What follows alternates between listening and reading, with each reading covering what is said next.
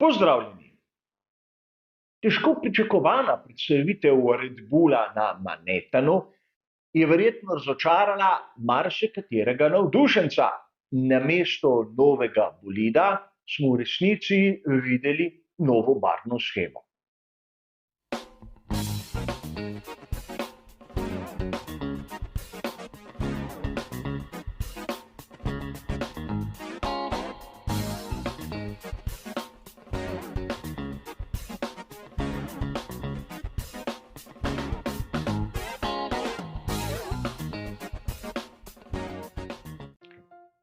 Verjetno je marsikdo izmed nas tudi pričakoval, da pri Red Bullu danes ne bodo pokazali pravega bolida. Kar nekaj indicov je bilo v tej smeri in o tem smo tudi govorili v onem uvodnem prispevku k predstavitvi bolidov za sezono 2023. Namreč pri ekipi Alfa Tauri bodo prav tako v New Yorku predstavili svoj novi bolid čez 8 dni. Ampak tam vemo že sedaj, da bo šlo za predstavitev samo barvne sheme. In verjetno se marsikdo izmed nas sedaj sprašuje, kako bi lahko pri Red Bullu danes prikazali oni pravi RB19. Zato nobenega velikega razočaranja, ker smo videli drugače pobarvan lanski bolid. Ampak dobili smo potrditev, da pri Red Bullu nas, navdušence, imajo radi malce za norca. Podobna zgodba, kot smo jo videli lani, ko so nam najprej pokazali tisti razvojni model FIE za sezono 2022 in vkolikor koga zanima, je tista analiza tudi na bližnjici zgoraj.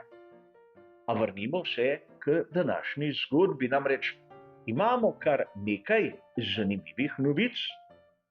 In tu je treba poudariti, da časovnica predstavitev je bila tokrat malce porušena, kar se tiče pritegovanja pozornosti strani Red Bulla. Najprej so pri Fordu objavili, da v sezoni 2026 se vračajo v Formulo 1. In to tik pred začetkom samega prenosa Red Bulla. In rad bi vas spomnil, da na bolidu Red Bulla so vgrajeni sedaj pogonski sklopi Honda, ki se uradno sedaj ponovno tudi imenujejo Honda. In vidimo lahko, da ta razglas Forda je lahko samo pomenil, da bodo od sezone 2026 naprej skupaj z Red Bull Powertrains. Zakaj to lahko tako lepo sklepamo, čeprav so novico potrdili kasneje? Ker je vpis za nove dobavitelje pogonskih sklopov zaključen. In pri Red Bullu so bili edini, ki niso imeli tistega poimenskega pokrovitelja. Zato ta združitev je bila malodane logična. In lahko se sedaj marsikdo izmed nas začne spraševati, v bistvu, ali so pri Red Bullu nalašč sabotirali dogovore s Porschem, da so lahko pri Fordu dobili lahko tudi več denarja. In sedaj verjamem, da marsikdo izmed vas bo v raznih virih začel prebirati članke o tem, kako je Ford od nekdaj prisoten v svetu Formule 1. Seveda kot pokrovitelj. Namreč znani Cosworth DFV je nastal z denarjem Forda. Cosworthu so plačali, zato da je vsak motor, ki so ga izdelali, nosil napis Ford. In treba je omeniti, da komaj desetletja zatem so bili pri Fordu tudi lastniki Coswortha, kar pa danes niso več. Torej, lahko vidimo, da se Ford vrača v tisto vlogo, ki jo je imel že od daljnega leta 1967. Pokrovitelja izdelovalca pogonskih sklopov. A vrnimo se k Red Bullu. Za razliko od ekipe Haas smo tokrat videli razvlečeno in priznam, da dolgočasno predstavitev. Pri ekipi Haas so točno ob določeni uri objavili tistih nekaj fotografij in vsi mi smo bili zadovoljni.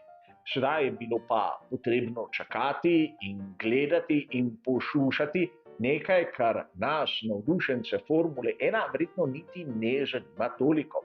Namreč Red Bull je prisoten v mnogih športnih panogah, katere pa verjamem, da mnogi izmed vas ne sledijo ali jih enostavno ne zanimajo. A pri Red Bullu so nas hoteli malce prelisičiti že nekaj dni poprej. Se spomnite fotografije onega bolida v beli barvi? Mnogi so začeli špekulirati, a vsakemu, ki malce pozna Formulo 1, je jasno, da ono na fotografiji ne more biti aktualni bolid. Vidimo lahko 13 palčna platišča in če malo poznate modele bolidov Red Bulla, je tisto na sliki malce popravljeni RB15. A to je samo neko draženje strani Red Bulla, na katerega smo navajeni. In sedaj je seveda prišel trenutek, da bomo skupaj pogledali, kaj so nam v resnici pokazali pri Red Bullu. In kot vidite na fotografiji, gre res za RB18 z rahlo spremenjeno barvno shemo. Nekaj pokroviteljev več, nekaj pokroviteljev manj, ampak že s prostim očesom lahko vidimo, da to ni tisto, kar smo mi pričakovali za sezono 2023. Seveda ne verjamem, da bodo letošnji bolidi revolucionarno različni od onih lanskih, ampak vidimo lahko že s prostim očesom, da tu kakšnih razlik ni. Seveda pri Red Bullu predstavitev nove barvne sheme ne pomeni neke revolucije. Namreč, vemo, bolid bo temnomoder, rdeč in rumen, napis gor ali dol pa ne spremeni vsebine.